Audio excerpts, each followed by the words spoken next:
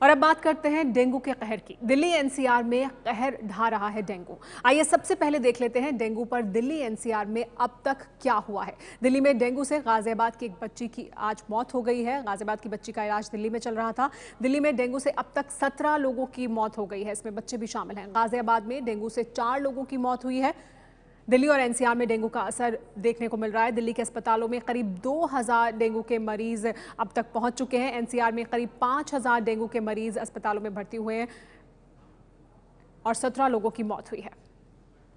राजधानी दिल्ली और उसके आसपास के इलाकों में जानलेवा डेंगू का कहर कायम है। दिल्ली से सटे नोएडा में भी बुखार से पीड़ित लोग इलाज के लिए परेशान दिखे। नोएडा के सरकारी अस्पताल ईएसआईसी में सफाई का हाल ऐसा था कि अच्छा खासा इंसान भी बीमार हो जाए।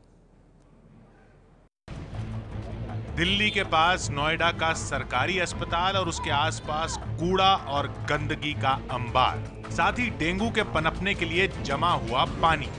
इस तरीके से यहाँ पर गड्ढा खुदा हुआ है, यहाँ पर कंस्ट्रक्शन का कोई काम चल रहा है, लेकिन उसको लेकर यहाँ पर पानी जमा हुआ है जिसके ऊपर साफ आपको मच्छर दिखाई दे जाएंगे। कुछ इस तरीके की स्थिति अस्पताल के बाहर है, तो आप अंदाज़ा लगा सकते हैं कि बाकी के इलाकों का क्या हाल होगा। और यहाँ पर जो मरीज इलाज के लिए आए हैं उनकी हालत बेहद खस्ता है। लोग यहाँ आ तो रहे हैं अपने परिजनों का इलाज कराने, लेकिन कई लोग यहाँ आकर खुद डेंगू का शिकार हो चुके हैं। अब देखो, इसको दिखाने के लिए लाया हूँ, मैं भी बीमार पड़ गया, बुखार से ठंडे लग रहे थे, पहने हूँ। ये लोग सुनता है नहीं है देने के लिए। तो आप देख सकते हैं कि मरीजों का हाल कुछ ऐसा है कि खुद जो है वो परेशान है, तेज बुखार से, उनको लगातार उल्टियां हो रही हैं। उसके बावजूद ओपीडी के बाहर रात से ही लाइन लगाकर ये लोग बैठे हुए हैं। अस्पताल के बाहर डेंगू का खतरा तो अस्पताल के अंदर इलाज के नाम पर बदइंतजामी का बोलबाला। मरीज सुबह 4 बजे से लाइन लगाकर खड़े रहते हैं और जब इलाज की बारी आती है तो एक काउंटर से दूसरे काउंटर का चक्कर काटते रहते हैं। तो अभी तक मैं खड़ा हूँ ना, कोई हमको ये नहीं बताने वाला है कहाँ 5 नंबर है, कहाँ 4 नंबर है, कहाँ 29 नहीं, दिखाने कोई जरूरत ही नहीं है। बच्चे की हालत और हमारी हालत बुखार से पीड़ित है। 102 डिग्री घर पे मैंने दिखाया, नापा तो इसके 102 डिग्री बुखार था। ऐसी हालत में यहाँ ऐसी कर रही है, तो बताओ हमारे बच्चों को क्या होगा। 10 दिन से इसको लगातार 10 दिन लगातार थे, 10 दिन से लगातार हमने इलाज करवा रहे हैं प्राइवेट में। कि जिस हिसाब से यहाँ पे मरीज है उस हिसाब से डॉक्टर के नहीं है। अगर 350 मरीज हैं, एक डॉक्टर बैठता है तो कितना सही से इलाज करेगा। ये परेशानी डॉक्टर के भी है, मरीज तो है तो उस हिसाब से प्रॉब्लम है।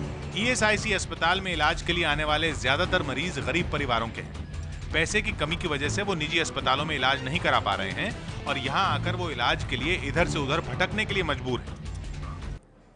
डेंगू के लगातार सामने आ रहे मामलों के बीच हमने जायजा लिया दिल्ली के गीता कॉलोनी के सरकारी अस्पताल चाचा नेहरू बाल चिकित्सालय का।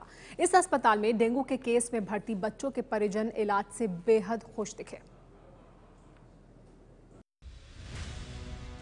खचाखच भरी ये ओपीडी है बच्चों के सुपर स्पेशलिटी अस्पताल चाचा नेहरू बाल चिकित्सालय की।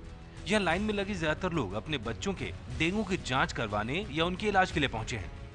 दिल्ली में बच्चों के 2 ही सरकारी अस्पताल हैं, एक कलावती अस्पताल और दूसरा ये चाचा नेहरू बाल चिकित्सालय। ऐसे में यहाँ दिल्ली नहीं, अलग अलग राज्यों के लोग अपने बच्चों के इलाज के लिए पहुंचते हैं। इस वक्त हम मौजूद हैं दिल्ली के चाचा नेहरू बाल चिकित्सालय अस्पताल के अंदर, जो कि बच्चों का सुपर स्पेशलिटी अस्पताल है। इस अस्पताल का हमने जायजा लिया। नीचे की अगर बात करें तो ओपीडी खचाखच भरी थी, चूंकि बुखार के बहुत सारे केसेस जो हैं वो सामने आ रहे हैं आए दिन। ऊपर हम एक वार्ड में मौजूद हैं जहां पर आप देख रहे हैं ये बेड्स पर जो आपको 2-2 बच्चे दिखाई दे रहे हैं। उसकी जो वजह है वो ये है कि अस्पताल में प्रशासन का कहना है कि किसी भी बच्चे को वापस नहीं लौटाया जा रहा। ये सुपर स्पेशलिटी अस्पताल जो है यहाँ पर यूपी और बिहार और उड़ीसा जैसे राज्यों से भी जो है बच्चे यहाँ पर इलाज के लिए पहुंचे हैं। बच्चों का ही अस्पताल है। ऐसे में एक बेड पर 2-2 बच्चे जो आपको दिखाई दे रहे हैं वो इसलिए है ताकि कोई भी इलाज से वंचित ना रह जाए। ऐसे लगातार डेंगू के केसेस जो हैं वो अलग अलग अस्पतालों में पहुंच रहे हैं और लगातार इलाज के लिए लोग पहुंच रहे हैं। कुछ माता पिता यहाँ पर बच्चों के साथ हैं, इन्हीं से बात करके जानते हैं। आपका नाम क्या है? मोहम्मद यूनुस। कहाँ से आए हैं? हम लोनी 2 नंबर से। ये बताइए, बच्चे को कब से है बुखार और कैसा इलाज हो रहा है अस्पताल में? अस्पताल में ठीक हो रहा है जी, बहुत बढ़िया हो रहा है। जो अंदर हैं उनका तो बहुत ही बढ़िया इलाज है। कब से आए हैं आप यहाँ? आज हमें 5 दिन हो गए जी। अब तो जहाँ तक है नॉर्मल है हमारी लड़की।